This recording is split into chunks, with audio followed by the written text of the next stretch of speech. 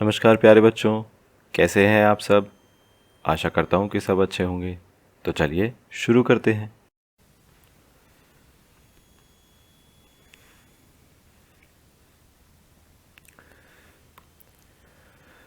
आज हम करेंगे वर्कशीट नंबर 157। ये हमारी इंग्लिश की वर्कशीट होने वाली है 30 जनवरी 2021 की। इधर बच्चे अपने क्लास का सेक्शन लिखेंगे, यहाँ पर अपना नाम और इधर अपने टीचर का नाम लिखेंगे।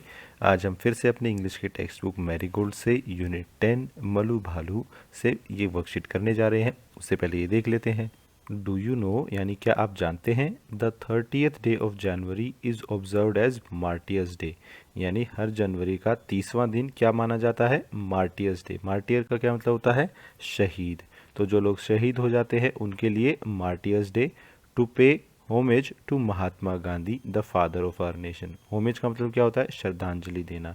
किसको श्रद्धांजलि देने के लिए, महात्मा गांधी जी को, जो कि हमारे देश के क्या है, फादर ऑफ आवर नेशन, हमारे देश के राष्ट्रपिता आप बोलते हैं जिसको। Who died on this day यानी जिनका इस दिन देहांत हो गया था सन 1948 में। He is remembered with love and respect for his contribution in India's freedom struggle from British rule. यानी उनको याद किया जाता है प्यार और इज्जत के साथ, फॉर हिज कंट्रीब्यूशन यानी जो उन्होंने योगदान दिया देश के लिए, देश की फ्रीडम स्ट्रगल यानी स्वतंत्रता की जो लड़ाई थी, किन से, ब्रिटिश रूल से। तो उसके लिए उनको याद किया जाता है इस दिन। On this day we visit his mausoleum at Rajghat. यानी इस दिन हम क्या करते हैं, उनके मौसोलियम में जाते हैं, उनकी समाधि पर जाते हैं, जो कि कहाँ पर है, राजघाट दिल्ली पर। To offer prayers and flowers as a tribute to him. यानी उनको याद करने के लिए हम वहाँ पर प्रार्थना करते हैं उनके लिए और उनकी समाधि पर फूल भी चढ़ाते हैं। तो ये देखिए, यानी आप याद रख सकते हैं कि 30 जनवरी को हम हर साल क्या मनाते हैं, मार्टियर्स डे। ठीक है, चलिए आगे बढ़ते हैं। Good morning students, you must be doing great. Let's read the following stanzas. Stanza क्या होता है, देखिए जैसे आपका स्टोरी में एक पैराग्राफ होता है ना, ऐसे ही पोएम में, पोएम का जो पैराग्राफ है उसको क्या बोलते हैं, स्टेंजा बोलते हैं। तो यहाँ पर हम स्टेंजाज पढ़ने वाले, यानी 2 स्टेंजा इधर है, उनको हम पढ़ेंगे फ्रॉम द पोएम मलू भालू। तो मलू भालू से हम 2 स्टेंजाज पढ़ने वाले हैं and answer the questions given below, और नीचे दिए गए सवालों के जवाब भी देंगे। चलिए। Brave mothers brave young daughter. Brave का मतलब क्या होता है, बहादुर माँ की बहादुर बेटी। Doubt and fear she left behind, यानी उसने पीछे क्या छोड़ दिया, फियर यानी डर, डाउट मतलब जो उसके मन में जो भी सवाल पैदा हो रहे थे उन सबको उसने पीछे छोड़ दिया। Malu swum with all her might, और उसके अंदर जितनी ताकत थी वो उससे क्या करा, उसने स्विमिंग करी। स्वैम यानी तैरना। इट डिडंट मैटर रॉन्ग और राइट, यानी कोई फ़र्क नहीं पड़ता था कि वो सही तरीके से तैर रही है या गलत तरीके से, बस उसने तैरना शुरू कर दिया।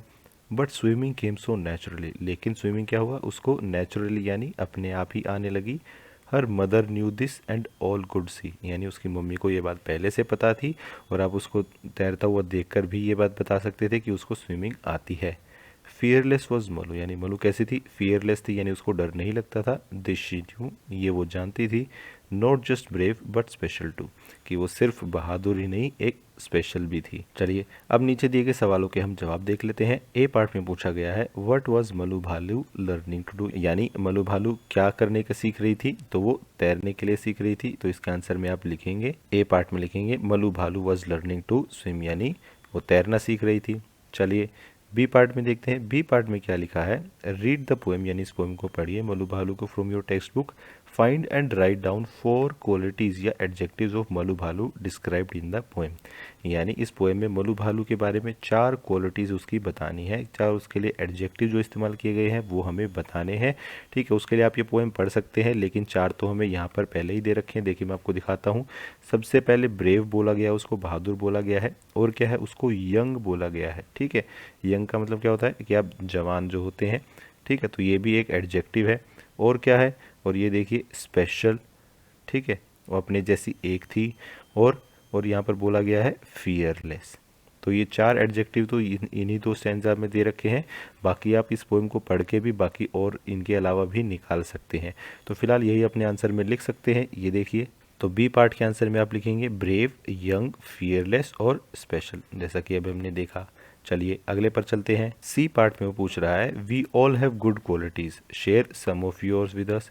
यानी हम सब में कुछ अच्छी क्वालिटीज़ होती हैं, अपनी कुछ क्वालिटीज़ हमें बताइए। तो देखिए आप अपने बारे में ये लिख सकते हैं कि आप क्या हैं, आप एक तो स्ट्रॉन्ग हैं, ठीक है। एथलेटिक मतलब आप खेल कूद कर सकते हैं।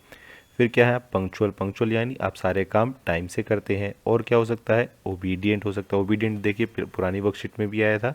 ओबीडियंट का मतलब होता है जो सारी बातें मानता है अपने बड़ों की, तो वो कौन होता है, ओबीडियंट होता है। ठीक है, तो इस तरीके से ये तो सिर्फ एग्जाम्पल है, ये मैंने आंसर लिखे हैं।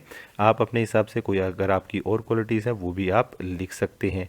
ठीक है, चलिए आगे चलते हैं। डी पार्ट में वो पूछ रहा है why did swimming come so naturally to Malu Bhalu, यानी वो पूछना चाह रहा है कि मलू भालू को स्विमिंग नेचुरली ही क्यों आ रही थी, यानी उसको ऐसा क्यों लग रहा था कि उसको पहले से ही स्विमिंग आती है। तो इसके आंसर में आप ये लिख सकते हैं कि swimming came naturally to Malu भालू because of heredity from her parents. तो देखिए ये कुछ अलग सा यहाँ पर हमने वर्ड देखा है, हेरिडिटी।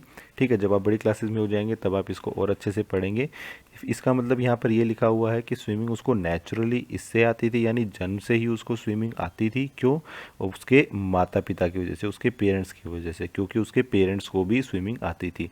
यानी जब उसके पेरेंट्स को स्विमिंग आती थी तो उसके बच्चों को भी स्विमिंग आती है। ठीक है, ये क्या होता है, देखिए कुछ चीज़ें ऐसी होती हैं जो आप जन्म से ही लेकर पैदा होते हैं। ठीक है, तो कुछ ऐसी ही क्वालिटी जैसे स्विमिंग जो है वो इन जानवरों में होती है। जैसे अगर मान लीजिए कोई कुत्ता है यानी डॉग, अगर आप उसको पानी में डालते हैं तो वो ऑटोमेटिकली यानी अपने आप ही तैरना शुरू कर देगा। ठीक है, कोई उसको सिखाता नहीं है तैरना, लेकिन उसको जन्म से ही तैरना आता है। वो क्यों आता है, हेरिडिटी की वजह से आता है। यानी उसके डॉग के पेरेंट्स में जो भी क्वालिटीज़ होंगी उसमें से कुछ क्वालिटीज़ वो उनके बच्चों में भी जाती हैं। जब आप बड़े हो जाएंगे तब आप ये हेरिडिटी के बारे में और पढ़ेंगे कि ऐसा क्यों होता है और कैसे होता है।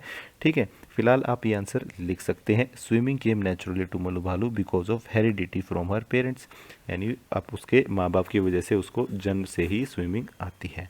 चलिए अगला देखते हैं।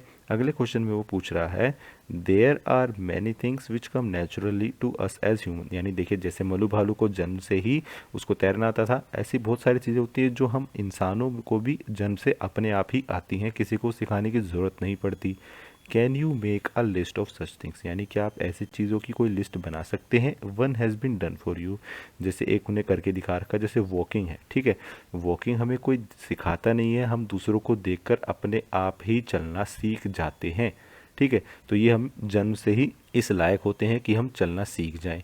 ऐसी कुछ और क्वालिटीज़ मैं आपको बताता हूँ, जैसे ये देखिए ई पार्ट में हम लिख सकते हैं स्पीकिंग, यानी बोलना। ठीक है, बोलना आपको कोई सिखाता नहीं है कि आपको अपने मुंह को कैसे हिलाना है, ठीक है, कैसे आवाज़ निकालनी है, वो आप अपने आप ही सीखते हैं।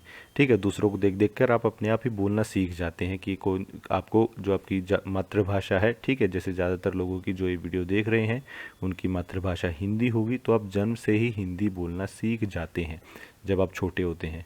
ठीक है, किसी को सिखाने की ज़रूरत नहीं पड़ती। हाँ, हालांकि स्कूल में आकर आपको हिंदी पढ़ना और लिखना ज़रूर सीखते हैं, लेकिन बोलना तो आप अपने आप ही सीख जाते हैं। कुछ और ऐसी चीज़ें हैं जैसे रनिंग, यानी दौड़ना, दौड़ना भी कोई आपको सिखाता नहीं है, आप अपने आप ही दौड़ना सीख जाते हैं। होल्डिंग, देखिए होल्डिंग यानी पकड़ना, जैसे आप छोटे बच्चों के हाथ को छोटे बच्चे को कोई चीज़ पकड़ना सिखाते नहीं हो, वो अपने आप ही चीज़ों को पकड़ने लग जाता है अपने हाथों में। ठीक है, तो पकड़ना, होल्डिंग भी ऐसी चीज़ है जो अपने आप सीखते हैं। ईटिंग, ठीक है, कोई बच्चे को सिखाता नहीं है कि उसको कोई चीज़ खानी कैसे है, कि उसको अपना मुंह चलाना पड़ता है, जीभ का इस्तेमाल करना पड़ता है, कोई कुछ नहीं सिखाता है, वो अपने आप ही उसको पता है कि उसको कैसे खाना है। ठीक है, और क्या है, लिसनिंग, लिसनिंग जाके किसी को बात को कैसे सुनना है उसके लिए कोई कुछ नहीं सिखाता है, अपने आप ही सब सुनते हैं। तो ये बहुत सारी चीज़ें ऐसी हैं जो आप बहुत सारे नेचुरली यानी अपने आप ही जन्म से आप सीख कर आते हैं। ठीक है, चलिए अगला सवाल देखते हैं। फिर लास्ट क्वेश्चन है what did you learn from Malu Bhalu, यानी तुमने मलू भालू से क्या सीखा। तो देखिए इसके आंसर में आप लिख सकते हैं I learn to be brave and fearless while learning something new, यानी मैंने क्या सीखा कि मुझे जब भी मैं कोई नई चीज़ सीख रहा हूँ तो मुझे हमेशा ब्रेव यानी बहादुर और फियरलेस यानी डर को नहीं मानना चाहिए। ठीक है, जो कोई भी नई चीज़ आती है तो अक्सर क्या होता है कि बच्चे डर जाते हैं कि ये नया चीज़ आ गया, मुझे नहीं आता है, मैं कैसे करूँगा, कैसे होगा ये सब। ठीक है, तो आपको वैसे बिल्कुल नहीं होना है, आपको ब्रेव यानी बहादुर बनना है और उस नई चीज़ को सीखना है। तो ये हमने मलू भालू से सीखा है। इसके अलावा क्या करना है आपको, आपकी इंग्लिश की वर्कबुक में पेज नंबर 140 पर जो एक्सरसाइज है वो भी आपको करनी है। आज की क्लास यहीं ख़त्म होती है। अगर आपके कोई डाउट्स हैं तो आप नीचे कमेंट सेक्शन में पूछ सकते हैं। कल फिर मिलेंगे, कुछ नया सीखेंगे। तब तक के लिए थैंक यू एंड जय हिंद।